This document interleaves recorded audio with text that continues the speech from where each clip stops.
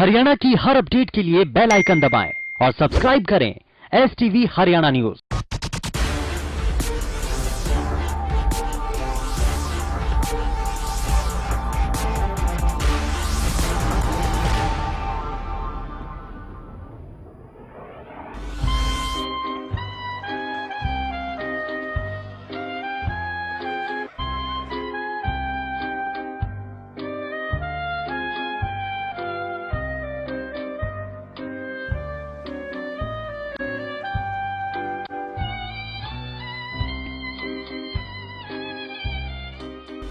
राम राम, नमस्कार। हरियाणा न्यूज देख रहे हैं आप और मेरा नाम है सोनिया सत्यानीता।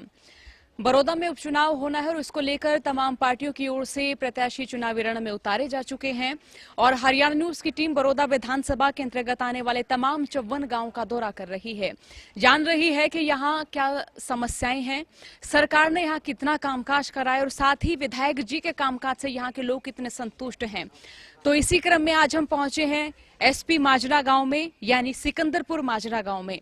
यहां की गलियों में घूमेंगे, यहां के गांव वालों से हम जानेंगे कि यहां कितना विकास हुआ है, किसानों को कितना लाभ हुआ है और साथ ही कितना विकास यहां के लोग चाहते हैं। तो आइए चलते हैं SP माजरा गांव की गलियों की ओर।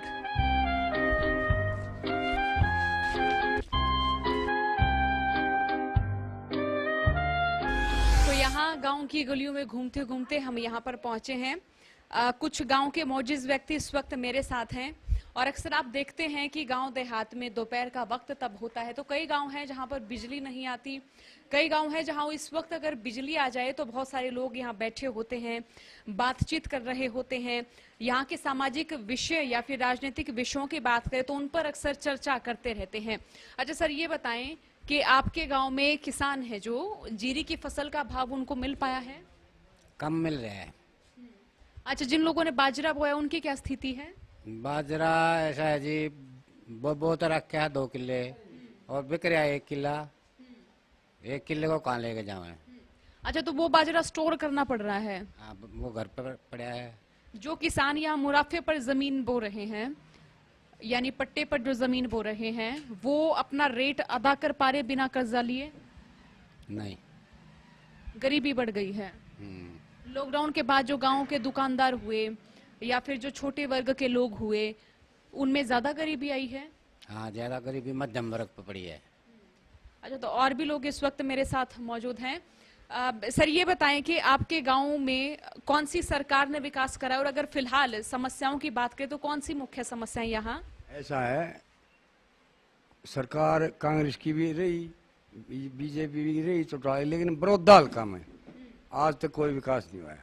अब ये बीजेपी ने 2 कॉलेज गए हैं, घोषणा करी है, 1 यूनिवर्सिटी कही है, बाकी तो कोई इस तरह ना कोई अस्पताल बढ़ा, ना कोई कॉलेज था, ना कोई यूनिवर्सिटी थी। विकास नहीं करा किसी ने, बस ये सड़क बनवा दी, ये जोड़े गांव तो गांव। ये जो पहले था स्कीम हरियाणा बना, उस टाइम से बिजली भी आई, सड़क भी बनी, उसी में थेगड़ी लगाने लग रहे हैं, बाकी विकास का कार्य कोई नहीं हुआ है। और हमारे गांव में मुख्य समस्या गंदे पानी निकासी की है और पीने के पानी की समस्या है। और मैंने खुद और ये बैठे हैं सारे भाई, ये बाहरी रोड है माजरा से रबड़िया, खरखोदा रोड से रबड़िया जाता है, ये RCC का बना हुआ है। ये इसने बैठे 3 साल हो गए, बैठ गया ये, इसमें पानी भर जाता है। मेरे ख्याल में कम से कम 20 आदमी वो नेताओं को हमने दिखा भी लिया और महकमे को भी लिख के दे लिया, इस पर कोई भी कार्रवाई आज तक नहीं हुई। विकास नाम की तो हमारे गांव में कुछ भी नहीं हुआ है। सर, अगर जनसंख्या की बात करें तो कितनी जनसंख्या होगी? हमारे गांव में जनसंख्या लगभग 5,500 है। 5,500 में अगर वोटों की बात करें, वोटों की गिनती करें तो वो कितनी है? वोट है 2500 2500। अच्छा, पीने के पानी की समस्या की बात बताई, तो कितने दिन में आता पीने का पानी? नहीं आता तो पानी है, ट्यूबवेल लगा रखा है पब्लिक हेल्थ ने, वो ट्यूबवेल 1400 फुट पे है, लेकिन वो पानी गर्म है और पीने के लायक नहीं है, बल्कि उससे खुजली और बता रहे हैं लोग बाग। अच्छा, पानी ठीक नहीं है पीने के लिए। अच्छा, मेरा सवाल ये भी है सर कि फिलहाल जो है कि बड़ौदा में उपचुनाव होने हैं, तमाम पार्टियों ने कैंडिडेट भी उतार दिए हैं, तो ऐसे में ग्रामवासियों का रुझान किस ओर है? ग्रामवासियों का रुझान, क्योंकि ये जो योगेश्वर है नया लड़का है और इनकी सरकार है और इसको पहले ये हार हुई थी, अब फिर इसी को टिकट मिली है। हमारे गांव का पहले भी 80% वोट इसी को कहा था, और हम अब आस लगाए बैठे हैं भाई इसको बनाएं और ये सरकार मंत्री बने, हमारे हल्के का कोई विकास करे। तो लगभग 90% योगेश्वर को वोट जाएंगे इस गाँव। ऐसा है, बाजरे वाले इतने तंग हैं कि अच्छे ज्यादा, अब जीरी वाले तंग हैं, भाव किसी को बढ़िया नहीं मिल रहा। अच्छा, ये बताएं कि हर गांव में जो मूलभूत सुविधाओं की कमी अक्सर हम देखते हैं, बिजली की, पानी की, अच्छा फसलों में जो सिंचाई का पानी है उसकी भी समस्याएं हम देखते हैं। तो आपके गांव के जो किसान हैं उनको क्या समस्याएं आ रही हैं? यहाँ जो है समस्या पानी की भी है जी। इधर से पानी छिड़का जाता है, नहर 1 महीने में, 1.25 महीने में आती है जी। अगर वो जो है 15 दिन में आ जाए तो जमींदारों का जो है बहुत बढ़िया काम चले जी। और खेती बाड़ी जो है खेती के ऊपर निर्भर है जी। सारा गांव नौकरी तो जो पहले थी वो रिटायर टूर हो रहे हैं, थोड़ी नौकरी रह रही है। अच्छा, इस सरकार की योजना में, कार्यकाल में गांव में कितने रोजगार मिले हैं सर? इसमें जो है वो ऐसे हिसाब से मिले हैं जी, वो क्वालिफिकेशन के हिसाब से मिले हैं जी। उस हिसाब से एक कमी रखी है जी। अब जो बालक जो है होशियार थे उनका नंबर पड़ गया, उसमें ऐसा है जी, होशियार को होशियार वाली बड़ी नौकरी दे दो, थोड़े नंबर वाले ने जो है छोटी दे दो, पीएन की उसकी दे दो। इस बात का जो है ये सरकार फर्क कर रही है। बाकी नौकरी जो है ठीक हिसाब से दे रहे हैं, कोई गलत नहीं कर रही है। अच्छा सर, का धंधा नहीं चल रहा। अच्छा ये बताएं कि किसान पर जो गांव की छोटी बिरादरियां हैं ना वो निर्भर रहती हैं। तो अब मैं भी इन गांव में घूमी हूँ, तो किसानों का कहना है कि फसलों के भाव उनको नहीं मिल पा रहे हैं। तो जो छोटी बिरादरियां हैं, जो दिहाड़ी कर रही हैं, मजदूरी कर रही हैं, उनकी आजीविका पर भी प्रभाव पड़ा है। बहुत पड़ा है जी। किस तरह से? किस तरह जो छोटे मोटे किसान हैं, एक आधा किला जो वो है, वो जैसे एक पूरा बिकता नहीं, आधा एक ले जाओ, आधा एक ले जाओ, किराए भाड़े में रह ले हैं। रेट है नहीं, रेट बहुत कम है, किराया भाड़ा ज्यादा है, रेट कम है। अच्छा ये बताएं कि अब तमाम पार्टियों ने कैंडिडेट उतार दिए हैं यहाँ पर, तो गांव का जनमत पहले विधानसभा चुनाव में किन की ओर रहा? वो योगेश दत्त की तरफ था जी, और अब भी योगेश दत्त की तरफ है जी। अब क्या कुछ न कुछ और ज्यादा बदकाएंगी। पहले 1200-1500 पोल हुई थी, 1200 योगेश की थी, 300 और अन्य की थी। अब की बार 1500 के करीब योगेश की आऊंगी, और होगी कम आऊंगी। कांग्रेस का वोट बैंक यहाँ किस तरह से रहा? कांग्रेस का जी, पहले आदमी यहाँ गांव जो कांग्रेस का ही था, लेकिन कांग्रेस ने, हुड्डा ने जो है जातिवाद की वजह से जो है गांव को जो कोई फायदा नहीं दिया, इस वजह से अनदेखी करी है, इस वजह से लोग इससे नफरत मान रहे हैं। जब चुनाव होते हैं तो अक्सर सुनते हैं कि जो जातिगत खाई है वो खुदती है, जो वोट बैंक है वो जाट वर्सेज नॉन जाट में हो जाता है। क्या ये सच है, या फिर देहात में इस तरह हम देखते हैं कि भाईचारा टूटता है? ऐसा है जी, जो कुछ आदमी ऐसे हैं जो पक्के आदमी हैं कांग्रेस के हैं, वो तो कांग्रेस को देंगे। वह बाकी कुछ ऐसे ही जो योगेश्वर है, यहाँ जो है नहीं रिश्तेदारी का भी कनेक्शन है, कुछ जो है नहीं आदमी के स्वभाव का भी फर्क हो जाता है, तो इस करके योगेश के साथ ज़्यादा है वो। सर ये बताएं कि यहाँ शिक्षा का स्तर किस तरह का रहा? स्कूल 12वीं तक का है, 10वीं तक का, 8वीं तक का है, कौन सी कक्षा तक का? अब फिलहाल तो हमारे गांव में 10वीं तक का स्कूल है, हाई स्कूल है।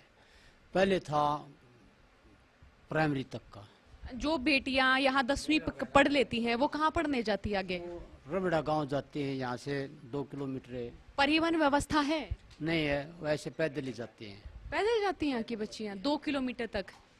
वो हर रोज का ही उनका ऐसा दिनचर्या रहती है? हाँ ऐसे ही रहती है, रोजाना पैदल जाती है। तो ऐसे तो गांव के बहुत सारे किसान होंगे जो अपनी बेटियों को 10वीं के बाद पढ़ा भी नहीं पाते होंगे। हाँ बहुत, वैसे नहीं ऐसे तो नहीं है, पर पढ़ाते तो जरूर हैं। फिर दिक्कत आती है वे आने जाने में, लड़की पैदल जाए पैदल आए।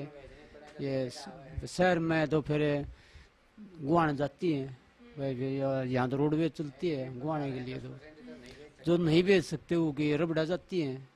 रबड़ा जाने में तो आने जाने में दिक्कत होती है। अच्छा सर, मेरा सवाल आपसे है कि गांव के जो छोटी बिरादरियों के जो व्यक्ति हैं उनकी आजीविका किसानों पर निर्भर रही है, तो इस लॉकडाउन के दौरान किसानों की स्थिति भी खराब रही है। जब धान की रोपाई हुई तो दूसरे राज्यों से मजदूर आए हैं अपने यहाँ, तो ऐसे में यहाँ के जो मजदूर हैं, यहाँ के जो छोटे किसान हैं, उन पर प्रभाव पड़ा? किस तरह का प्रभाव पड़ा? कि काम मिलना बंद हो गया, मजदूरी मिलनी बंद हो गई? ना उन पर कोई खास प्रभाव नहीं पड़ा, उन पर कोई खास प्रभाव नहीं रहा। यहाँ के मजदूर है, वो नहीं करते, मजदूरी नहीं करते ये। तो क्या करते हैं, कैसा घर कैसे चलता है? और आराम से सरकार दे रही है, 2 रुपये किलो गेहूं बैठ के खा रहे हैं, मजे ले रहे हैं। तो डिपो की सुविधा यहाँ है जी।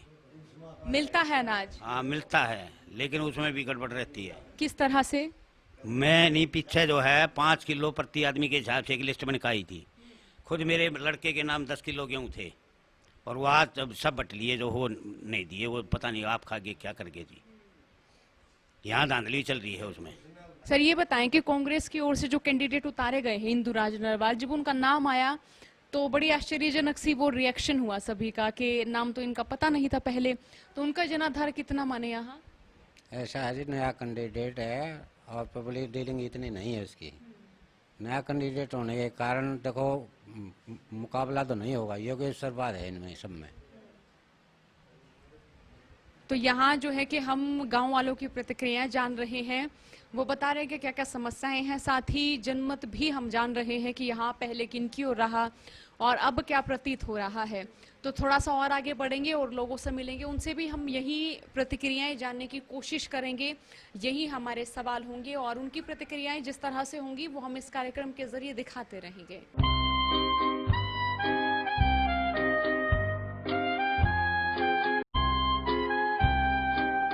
तो यहाँ गांव की गलियों में घूमते घूमते हम यहाँ इन व्यक्तियों के पास आए हैं और ये जो है कि किसान हैं, तो इनसे भी हम जानेंगे कि क्या फसल इनकी एमएसपी रेट पर बिकी, और अगर नहीं बिकी है तो फिलहाल फसल इनको जो स्टोर करनी पड़ रही है तो क्या क्या जो समस्याएं हैं वो इनके आड़े आ रही हैं, क्योंकि देखिए सरकार की ओर से कहा गया कि वो फसल का एक एक दाना खरीदेंगे। सर ये बताएं कि अभी बहुत सारे किसान कह रहे हैं कि उनकी जो फसल है जीरी की, वो सिर्फ मोटी जीरी का एमएसपी मिला है और जो बाकी जीरी की फसल है या फिर बाजरे की फसल है तो वो जितनी खेत में निकली ना उतनी नहीं खरीदी जा रही, 8 से 10 क्विंटल खरीदी जा रही है। जो खरीदते थे जैसे बाजरे कितना खरीदते, बाजरे 8 क्विंटल ले हैं, जिसके पास 3-4 किले हैं उसके सारा बाजरा बेकार होने लगा है। जमींदार को तो ये फायदा हुआ, अगर भाई फसल आवा अपना बेचा खर्चा चलावा, ये गवर्नमेंट इसने खरीदती नहीं ना, कुछ भाव कुछ नहीं है। जीरी की जो मोटी थी वो तो गवर्नमेंट की हुआ ले, प्राइवेट वाले ये बनिए जो ना बहुत कम रेट लावे हैं, मजबूर हो रहे जमींदार, कहाँ ले जाए फिर उनको। अच्छा, जो किसान मुनाफे पर फसल बो रहे हैं कर्जा लेने की स्थिति में, वो तो उसके कर्जा पटता है को ना जी, कहाँ से करेंगे, वो डिफॉल्टर हो जाएंगे।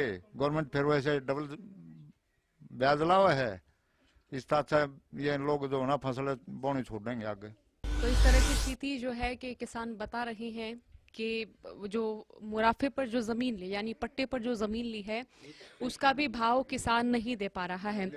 ये बताइए कि जैसे बेटियों का ब्याह है या फिर उनकी पढ़ाई है, तो क्या उनकी पढ़ाई के लिए, उनके विवाह के लिए इतना पैसा किसान जोड़ पाता है? नहीं जोड़ पाता जी, खर्चा भी पूरा नहीं होता। जो फसल दमा पट्टे पे लेकर बो है उसका खर्चा पूरा नहीं होता, लेकिन जिसको ले रखे जमीन ले रखे उसको देने हैं, लेकिन जमीन उसका जमींदार का टोटा जो बो हुआ है। सर सारी पार्टियों ने कैंडिडेट उतार दिए हैं, अब क्या सोचना है, क्या राय होगी, क्या रिएक्शन होगा? हम तो जो भी उम्मीदवार हो या समस्या रखे हैं भाई, हमारा जो बाजरा या फसल जो ना ठीक बिक जाओ, हम पार्टी के जो हमारा काम करा हम उस पार्टी के साथ हैं। पहले किनका जनाधार यहाँ गांव में ज्यादा रहा? पहले ज्यादा था कांग्रेस का, ज्यादातर बीजेपी का है, और हम बीजेपी के इस फसल का लोगों का सही समाधान कर दे तो बीजेपी के साथ हैं। और अगर नहीं हुआ तो? नहीं हुआ तो हम पार्टी बदल देंगे। कांग्रेस की ओर से इंदुराज नरवाल हैं, नए कैंडिडेट हैं, कपूर नरवाल का नाम आ रहा था पहले तो, लेकिन उनको टिकट नहीं मिला। तो ये युवाओं के लिए, या फिर हम ये कहें कि युवा तो ऐसे सोच रहे कि युवा कैंडिडेट हैं, तो आप जैसे जो बुजुर्ग लोग हैं तो उनका क्या रिएक्शन रहा? उनका कुछ नहीं चल रहा जी, कोई संभाल नहीं करता। नया कैंडिडेट जावा बने पासे फिर आड़े कोई नहीं आंदा, थोड़ी बहुत हुआ करे है तो जो पुराना कैंडिडेट है वो बेशक करे है। नरवाल के रसूख ज्यादा थे, इसके दूसरे जो नरवाल उठ रहे हैं उनके रसूख इन लोगों ने मेरा ख्याल उनकी शक्ल भी नहीं देखी होगी,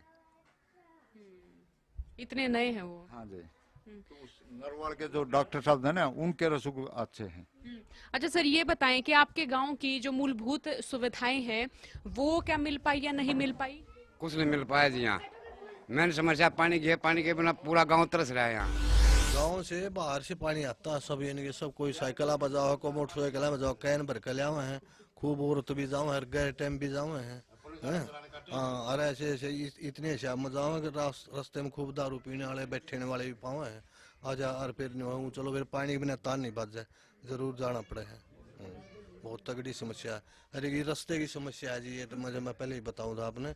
ये रास्ता तो 2 प्लान हो गए कि उड्डा के राज में तो बनया था जब बनया था, नहीं तो ये ऐसा बुरा हाल है। 1 किले 1.5 किले का ही प्लांट हमारा। आजा उसमें गंदा पानी नहीं है, सारा उसमें रुका है, कोरडी है, को कहीं गिर रहा, को कहीं गिर रहा। गाँव में चुकर दे गंदगी फैला रखी है इनके, सारा इनके ना तो पानी का प्रावधान होता और ना ये कोरडियों का। इनके बहुत बुरा हाल है, गंदगी का है, कम नहीं है। हम तो ये बात कहें। तो यहाँ जनमत कौन सी पार्टी का अधिक रहा? जनमत जी है लोग बनाओगे जी, अभी तक कैंडिडेट का हिसाब देख कर है कि कौन काम ज्यादा करेगा, काम के हिसाब से कैंडिडेट देवांगे। और ज्यादा रुझान तो ये है वाले बमन है ज्यादा तो हाँ, योगेश बमन की गेले भी हो जाए वो है। और फिर वोट खूब है, नरवाल की ज्यादा वोट है। और बुझो तो आप यहाँ सर ये बताएं कि यहाँ जो किसान हैं वो बता रहे हैं कि फसल नहीं बिक पा रही उनकी वक्त पर, तो ऐसे में जो गांव के जो तमाम लोग हैं, तो किसान जब घाटे में होता है तो क्या तमाम जो दूसरी बिरादरियों के लोग हैं या जो दूसरी नौकरी करते लोग हैं, क्या उनको सहयोग किया जाता है? क्या वो किसान को सहयोग करते हैं? फिर करते हैं। बाकी हम तो मेन समस्या बता सके हैं जी। गांव की समस्या यही है मीठे पानी की। 15-20 साल से मीठा पानी नहीं है इस गांव में। और दूसरी समस्या ये है निकासी की है। गंदे पानी का जो निकासी वहाँ पे आप देखो, मुआना जाके करो, क्या बुरा हाल हो रहा है। वहाँ खेत का भी रास्ता है, पानी का भी, इनका भैंसों का भी रास्ता वही है। आप जाकर देखो वहाँ पे कितना बुरा हाल है। ये समस्या हल नहीं हो रही हमारी आज तक।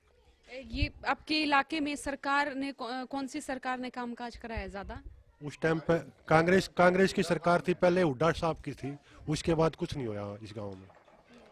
बीजेपी सरकार में भी कुछ नहीं? बीजेपी का यहाँ कोई एमएलए नहीं है। बीजेपी का कांग्रेस का एमएलए है ये, वो 10 साल हो गए उन्हें बनते ने।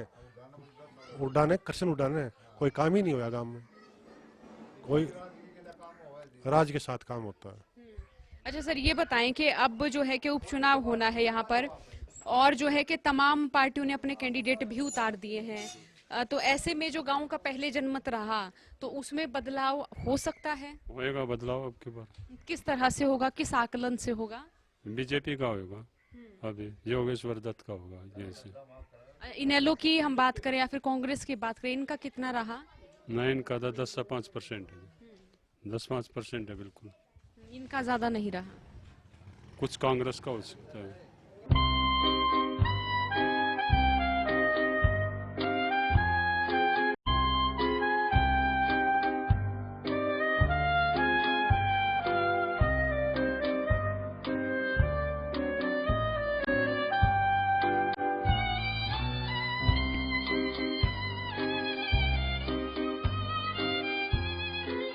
यहाँ ये बेसन के लड्डू बनते आप देख रहे हैं, और 10 नवंबर को कौन सी पार्टी लड्डू बांटेगी, कौन उम्मीदवार जीतेंगे, ये तय करने वाले भी यही लोग हैं।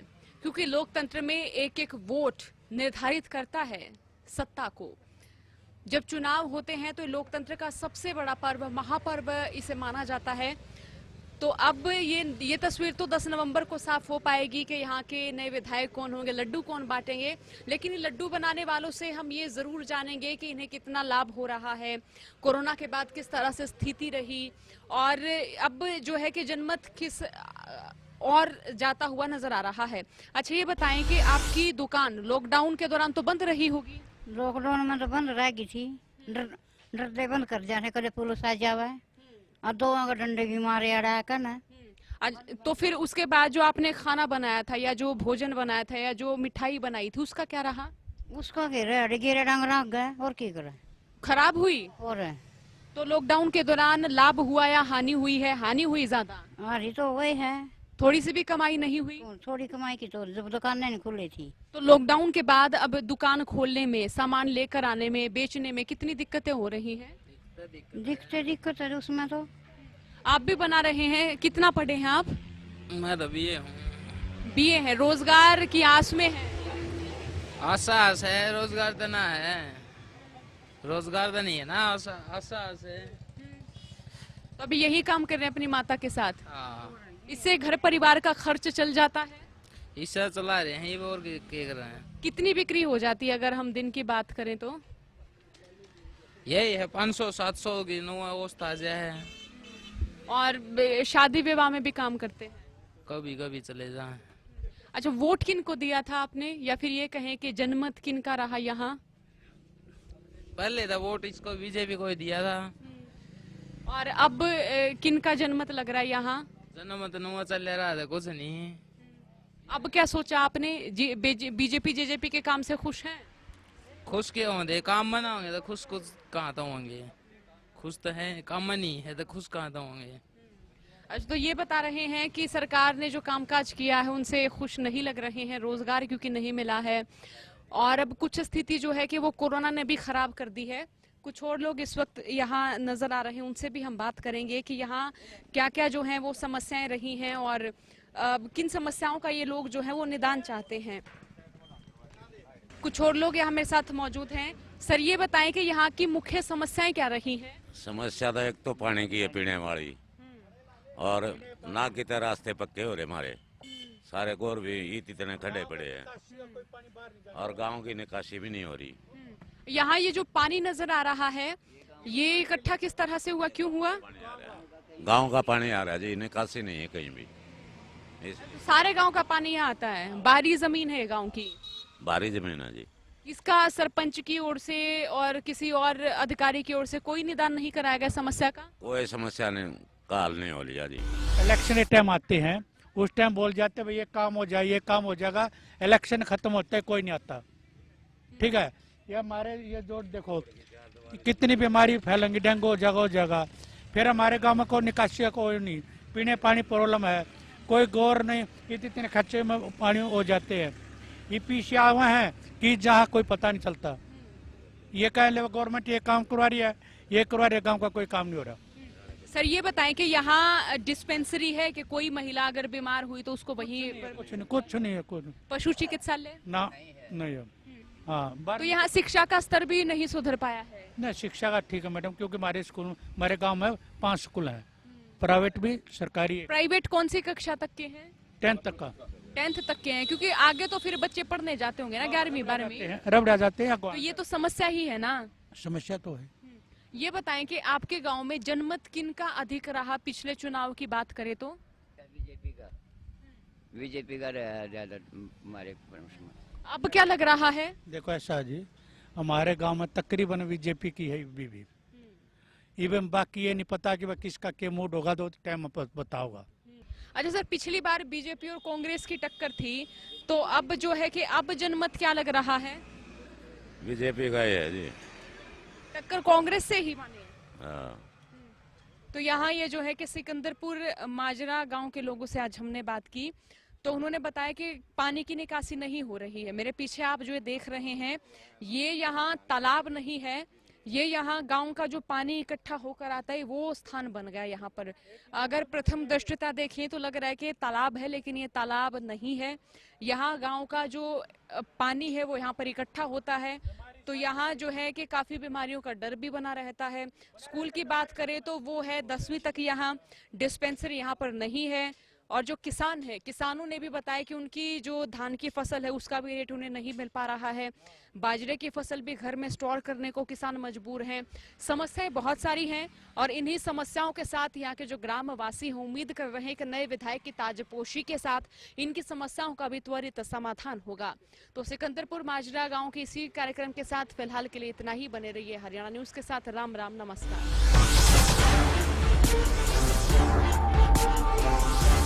We'll be right back.